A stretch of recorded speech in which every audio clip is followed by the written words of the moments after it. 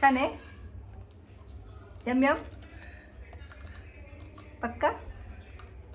Hello guys, आज आपण काय बनवणार आहोत? त्या बनवत रुहीच्या आवडते बनाना चिप्स.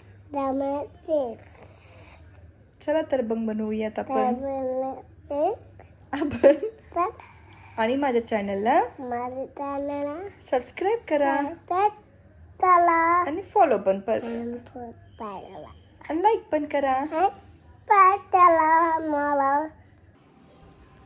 फक्त ह्यासाठी एक केळ घेतलं, त्यानंतर त्याला धुवून त्याचे असे चिप्स करून घेतले. त्यानंतर त्याला थोडंसं तेल आणि मीठ टाकून त्याला थोडं मॅरिनेट करून घेतलं. त्यानंतर एअर फ्रायर मी आधीच थोडंसं हीट करून घेतलं होतं.